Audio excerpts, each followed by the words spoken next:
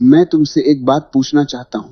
कितनी बार हुआ है तुम्हारे साथ कि तुमने कुछ किया, कुछ अच्छा किया, कुछ सच्चा किया, और फिर भी किसी ने गलत समझ लिया और तुम दौड़ पड़े सफाई देने, समझाने, बताने कि नहीं मेरा वो मतलब नहीं था, नहीं मैंने ऐसा नहीं किया, नहीं तुम समझे नहीं। और वो इंसान जिसे तुम समझाने गए थे उसने सुना? सच में सुना? नहीं, उसने वही सुना जो वो सुनना चाहता था। और तुम थके हुए घर लौटे, अंदर से खाली, अंदर से टूटे, मन में एक कसक लेकर कि मैंने इतना समझाया फिर भी। यही दर्द है, यही वो जगह है जहां से आज की बात शुरू होती है। आज मैं तुमसे एक ऐसी बात करने वाला हूं जो शायद तुमने पहले कभी इस तरह से नहीं सुनी, और अगर तुमने सुन ली, सच में सुन ली, तो तुम्हारी जिंदगी का एक बड़ा बोझ आज यहीं उतर जाएगा। एक बड़ी थकान खत्म हो जाएगी, एक ऐसी थकान जो तुम्हें पता भी नहीं कि कब से ढो रहे हो। तो जरा रुको, श्वास लो और सुनो। इंसान की एक बहुत पुरानी आदत है, बहुत पुरानी, शायद उतनी ही पुरानी जितना इंसान खुद है। वो आदत है अपने आप को सही साबित करने की। जब कोई हमें गलत कहे, जब कोई हमें नहीं समझे, जब कोई हमारे बारे में कुछ उल्टा सोचे, तो हम भागते हैं, हम दौड़ते हैं उस इंसान के पास और हम शुरू हो जाते हैं। सुनो, असल में हुआ यह था, देखो मैंने जो किया वो इसलिए किया क्योंकि। तुम्हें पता नहीं पूरी बात यह है, और हम सोचते हैं कि हम सच बोल रहे हैं तो सामने वाला मान जाएगा, लेकिन क्या वो मानता है? नहीं मानता। क्यों नहीं मानता? क्योंकि वो सुन ही नहीं रहा। वो सिर्फ इंतजार कर रहा है कि तुम चुप हो जाओ ताकि वो अपनी बात फिर से कह सके। और यहां एक बहुत बड़ा सत्य है जिसे दुनिया के बड़े बड़े दार्शनिकों ने, संतों ने, जानने वालों ने बार बार कहा है कि इंसान का मन एक पहले से बना हुआ दर्पण होता है। उस दर्पण में जो छवि बन गई वो छवि बन गई। तुम जाकर उस दर्पण को कितना भी पोंछो, कितना भी समझाओ, छवि वही रहती, क्योंकि वो दर्पण तुम्हारी सच्चाई को नहीं देख रहा, वो दर्पण अपनी मान्यता को देख रहा है। एक पुरानी कहानी है, बहुत पुरानी। एक गांव में एक बढ़ई रहता था, बड़ा कुशल, बड़ा ईमानदार। पूरे गांव में उसकी साख थी। एक दिन उसके पड़ोसी का कुल्हाड़ा खो गया। पड़ोसी ने इधर उधर खोजा, नहीं मिला, और फिर उसकी नजर उस बढ़ई पर पड़ी। बस उसके मन में एक बीज पड़ गया, इसी ने चुराया होगा। अब जो हुआ वो सुनो। उसने बढ़ई को देखा तो लगा चोर जैसी चाल है। उसने बढ़ई को बोलते सुना तो लगा चोर जैसी आवाज है। उसने बढ़ई को काम करते देखा तो लगा चोर जैसी हरकत है। बढ़ई को कुछ पता नहीं, वो अपने काम में लगा है, ईमानदारी से, निश्चलता से। कुछ दिन बाद पड़ोसी को कुल्हाड़ा मिल गया, अपने ही घर में एक कोने में पड़ा था। और अब उसने बढ़ई को देखा तो लगा ईमानदार इंसान है। उसे सुना तो लगा मीठी आवाज है। उसे काम करते देखा तो लगा कितना मेहनती है। बढ़ई नहीं बदला, बढ़ई वही था, उसकी चाल वही थी, आवाज वही थी, काम वही था। जो बदला वो था पड़ोसी का मन, और जो पड़ोसी का मन था वही उसकी आंखें थी, वही उसके कान थे। तो क्या बढ़ई को जाकर सफाई देनी चाहिए थी? क्या बढ़ई को दौड़ दौड़ कर गांव वालों को समझाना चाहिए था कि मैंने नहीं चुराया?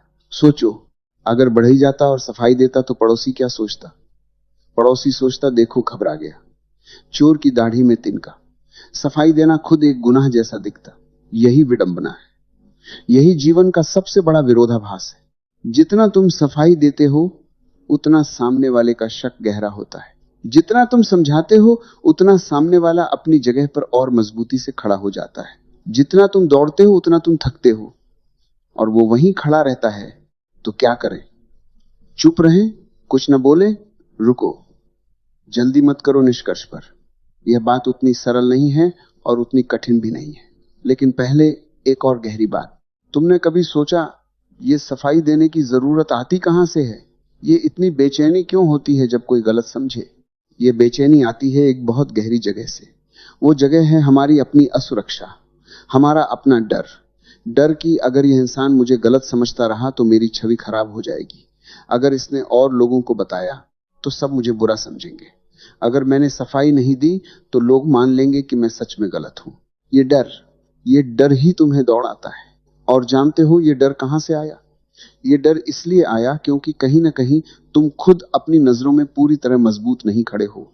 जो इंसान अपनी नजरों में पूरा होता है उसे किसी की जरूरत नहीं कि कोई उसे सही समझे। जो वृक्ष अपनी जड़ों से मजबूत होता है वो तूफान में नहीं डोलता और यह सोचकर नहीं घबराता कि तूफान मुझे क्या समझ रहा है। एक और कहानी सुनो। रामकृष्ण परमहंस के जीवन में एक प्रसंग है। एक बार कुछ लोग उनके पास आए और बोले, महाराज, गांव में लोग आपके बारे में बहुत बुरा कह रहे हैं। कहते हैं कि आप ढोंगी हैं, कहते हैं कि आप पागल हैं, कहते हैं कि आपकी भक्ति नकली है। रामकृष्ण मुस्कुराए, बोले, अच्छा, और क्या कहते हैं? उन लोगों ने सोचा शायद महाराज ने सुना नहीं। फिर से बोले, महाराज, आपकी बहुत निंदा हो रही है, आपको जाकर कुछ कहना चाहिए, सफाई देनी चाहिए। रामकृष्ण बोले, देखो भाई, अगर मेरे घर के बाहर कोई खड़े होकर चोर चोर चिल्लाए तो क्या मुझे घर से निकलकर उसके पास जाना चाहिए? उन्होंने कहा, नहीं महाराज। रामकृष्ण बोले, तो फिर? मेरा काम है मां काली की भक्ति, वो मैं कर रहा हूं। लोगों का काम है बोलना, वो कर रहे हैं। हम दोनों अपना अपना काम कर रहे हैं, बाधा क्यों डालें एक दूसरे के काम में? और वो फिर से अपने भजन में लीन हो गए। ये देखो ध्यान से। रामकृष्ण को फर्क नहीं पड़ा, इसलिए नहीं कि वो बेपरवाह थे, इसलिए नहीं कि उन्हें लोगों की चिंता नहीं थी, बल्कि इसलिए कि वो अपने सत्य में इतने गहरे थे कि बाहर का शोर उन तक पहुंच ही नहीं पाता था। जो दीपक अपनी लौ में मगन हो उसे हवा की परवाह नहीं, लेकिन जो दीपक हर हवा के साथ कांपता हो वो न खुद जलता है न दूसरों को रोशनी देता है।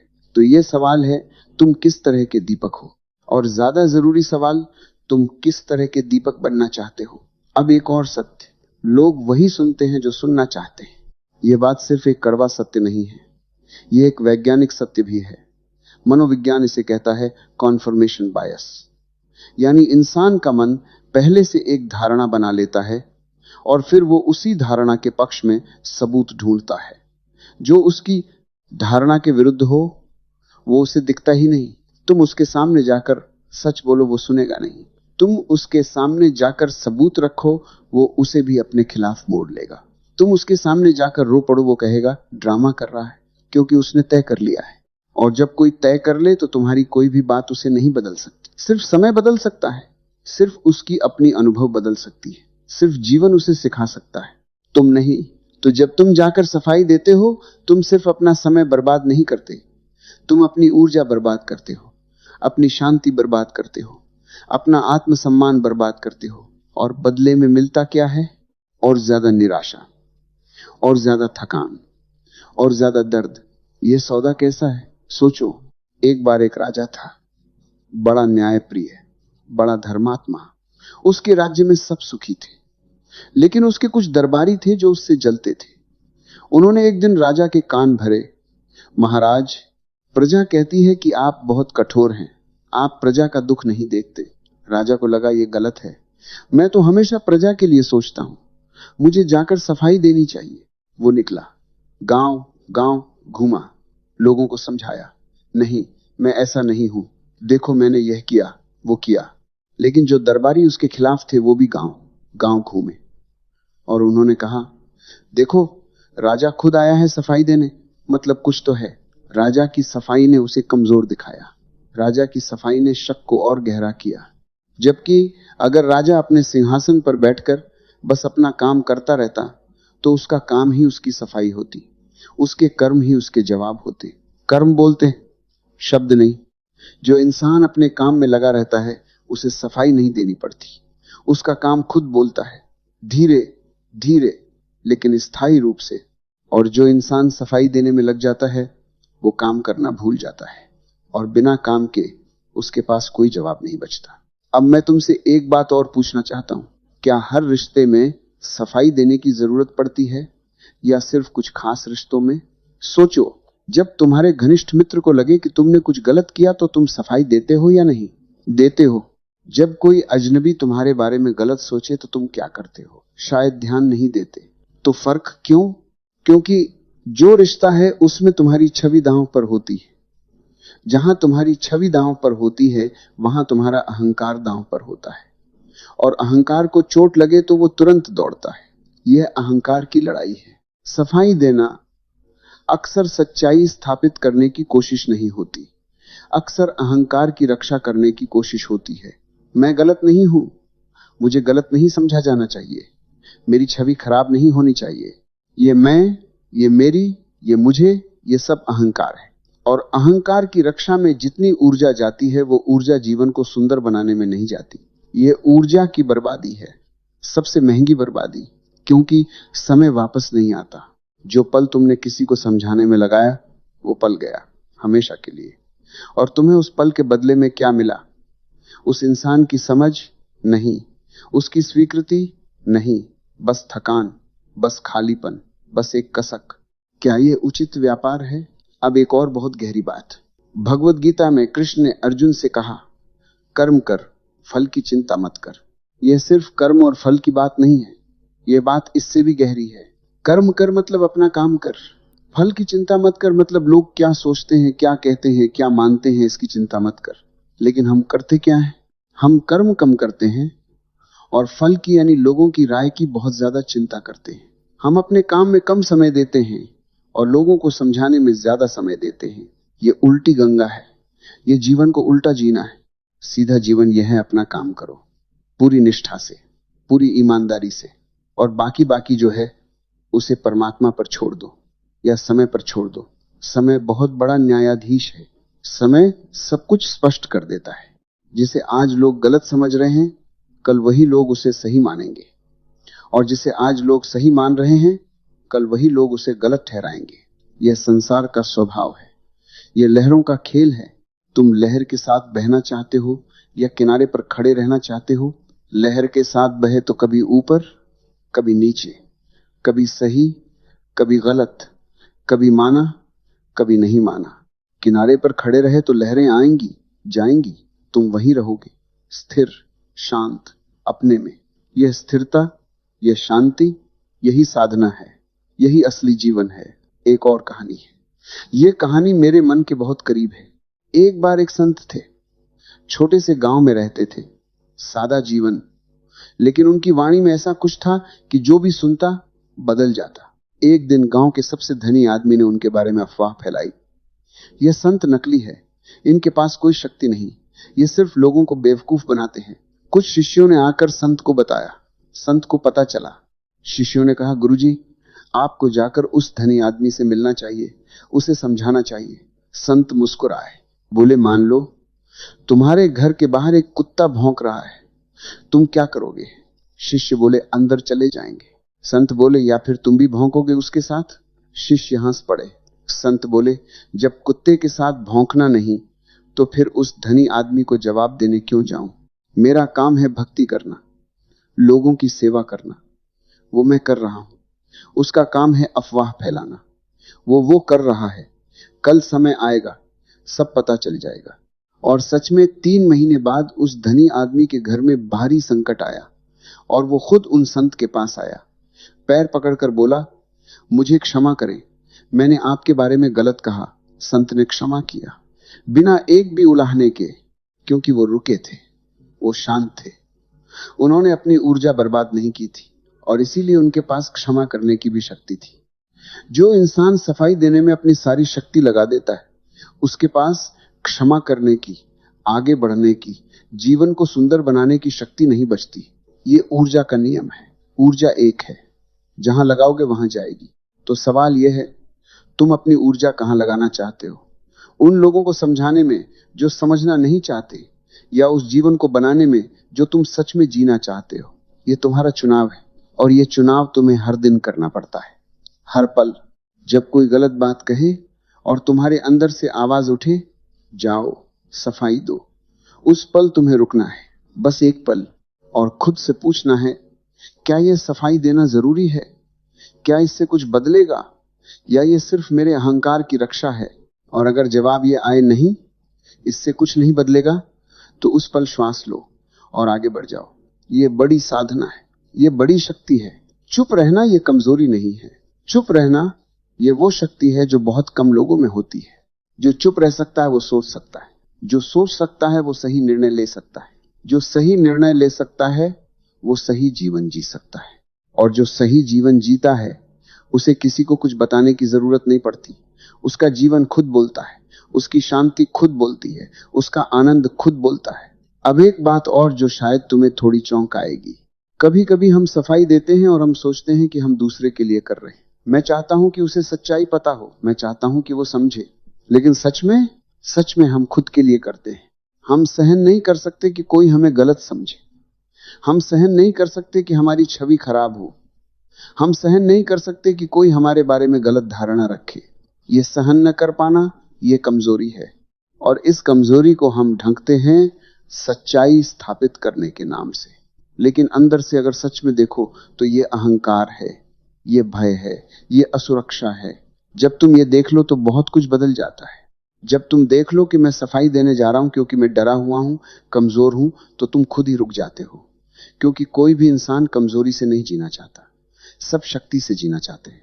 और शक्ति से जीना, इसका मतलब है अपनी ऊर्जा, अपना समय, अपनी बुद्धि, इन्हें उन जगहों पर लगाना जहां से कुछ बने, जहां से जीवन सुंदर हो, जहां से तुम और तुम्हारे आसपास के लोग बेहतर हों। एक और प्रसंग सुनो।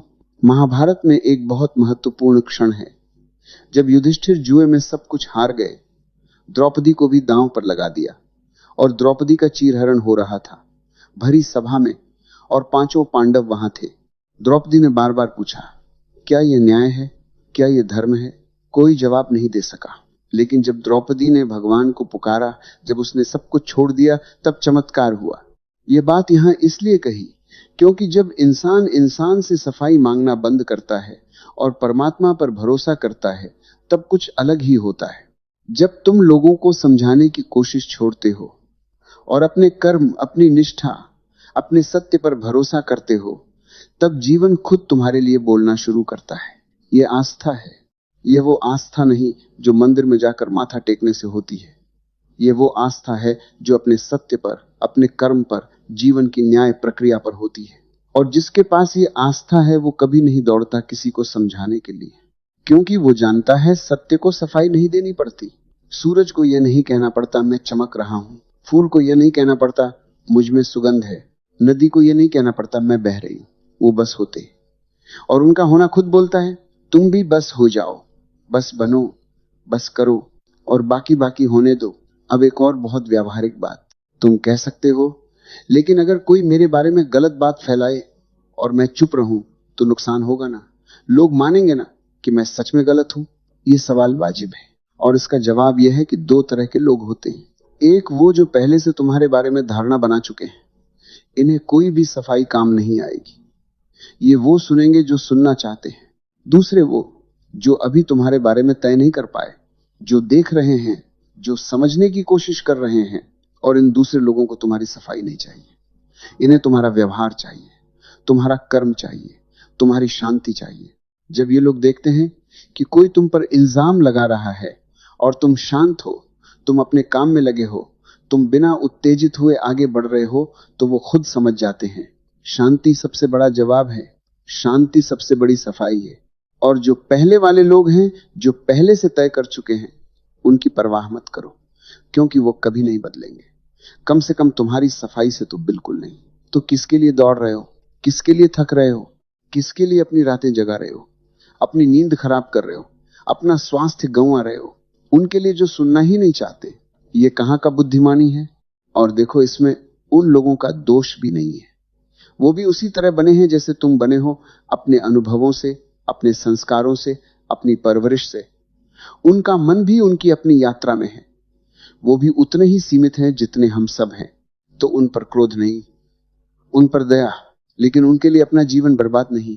करुणा हो लेकिन करुणा में मूर्खता नहीं। प्रेम हो लेकिन प्रेम में आत्मघात नहीं। अब एक और बहुत सूक्ष्म बात, जब हम किसी को समझाने जाते हैं, सफाई देने जाते हैं, तो हम अनजाने में एक संकेत देते हैं। हम ये संकेत देते हैं तुम्हारी राय मेरे लिए बहुत महत्वपूर्ण है, इतनी महत्वपूर्ण कि मैं अपना काम छोड़कर, अपनी शांति छोड़कर यहां आया हूं। और सामने वाला यह संकेत पढ़ लेता है, और अब उसे पता है कि वो तुम्हें नचा सकता है। बस गलत बात बोलनी है और तुम दौड़े आओगे। ये शक्ति की स्थिति नहीं है, ये कमजोरी की स्थिति है। जब तुम सफाई नहीं देते तो तुम एक संकेत देते हो, मेरी अपनी एक दुनिया है, मैं अपने सत्य में मगन हूं, तुम जो सोचो तुम्हारी मर्जी। और ये संकेत, ये शक्ति का संकेत है। और जब तुम शक्ति में हो तो अजीब बात होती है। वही लोग जो तुम्हें गलत कहते थे वो खुद तुम्हारे पास आते, वो खुद तुम्हें समझना चाहते, क्योंकि इंसान शक्ति की तरफ आकर्षित होता है, कमजोरी से दूर भागता है। जब तुम सफाई देने दौड़ते हो लोग दूर भागते हैं, जब तुम शांत रहते हो लोग पास आते हैं। यह जीवन का नियम है और यह नियम हमेशा काम करता है, बिना किसी अपवाद के।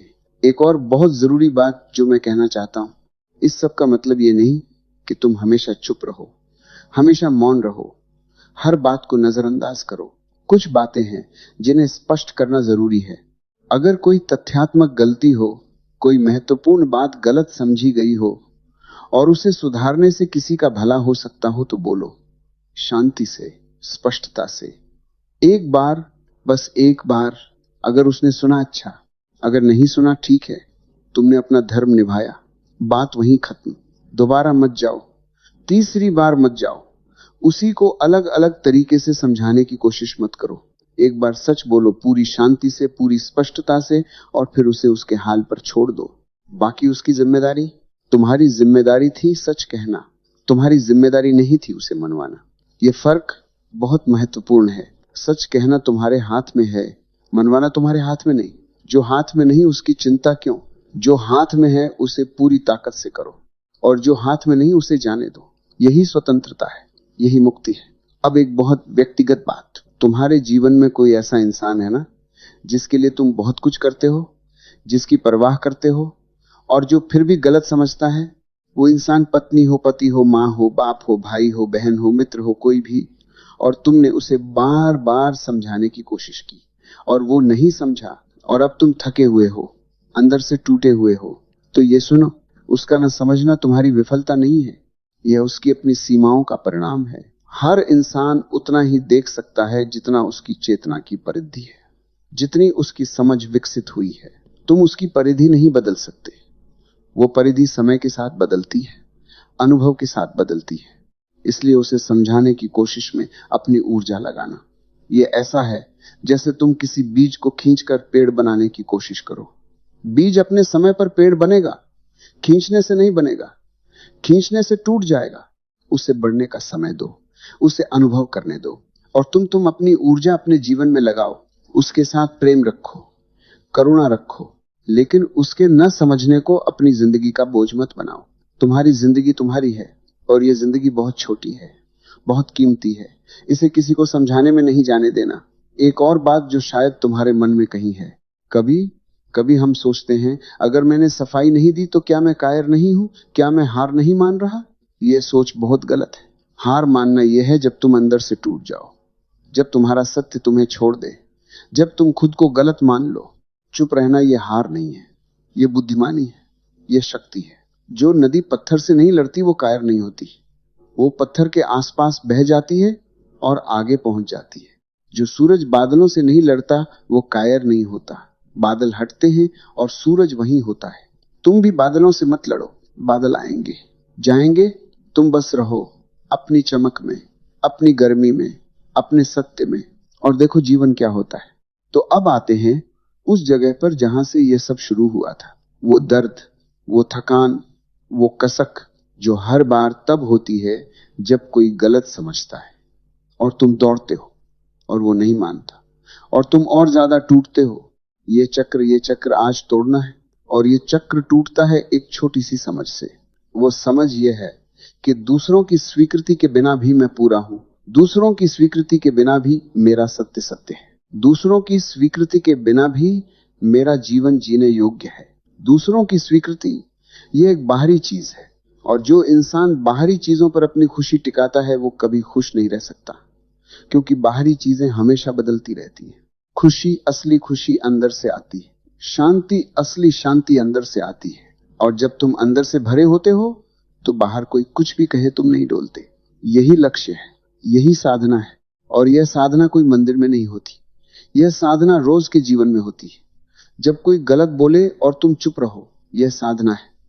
जब कोई आरोप लगाए और तुम अपने काम में लगे रहो, यह साधना है। जब कोई नहीं समझे और तुम मुस्कुराकर आगे बढ़ जाओ, यह साधना है। यह रोज की साधना, यह पलों की साधना, और यही साधना तुम्हें उस जगह ले जाएगी जहां से जीवन एक अलग ही रंग दिखता है, वो रंग जिसे देखने के बाद पीछे नहीं देखा जाता। अब जाने से पहले एक आखिरी बात, एक आखिरी कहानी। एक बहुत प्रसिद्ध जैन कथा है। एक जैन गुरु थे। उनके बारे में एक स्त्री ने अफवाह फैलाई कि यह गुरु बहुत बुरे इंसान हैं, इनका चरित्र अच्छा नहीं। पूरे गांव में यह बात फैल गई। लोग उस गुरु के पास आए। उन्होंने पूछा, क्या यह सच है? गुरु ने कहा, ऐसा? बस इतना ही बोला, ऐसा, और वापस अपने ध्यान में बैठ गए।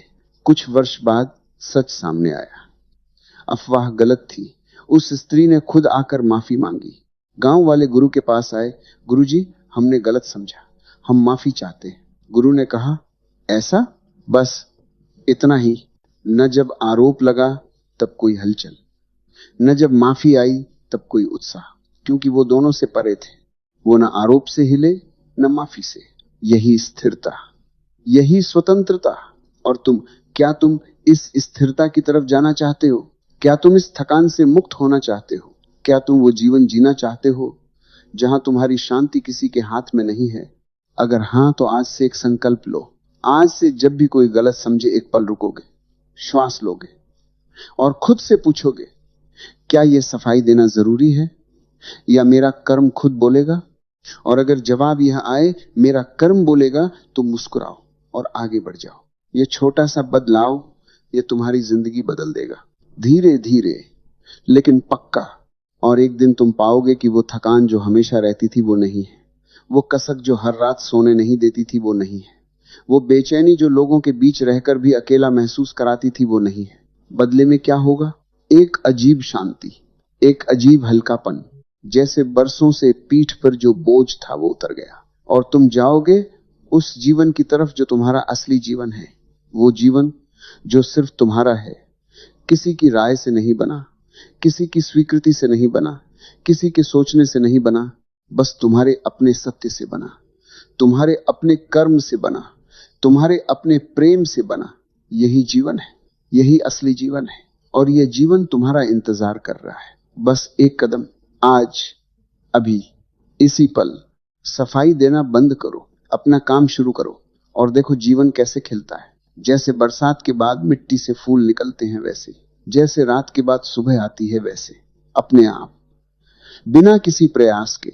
बस होने दो, बस बनो, बस रहो और सब अपनी जगह आ जाएगा। यही सत्य है, यही परम सत्य है।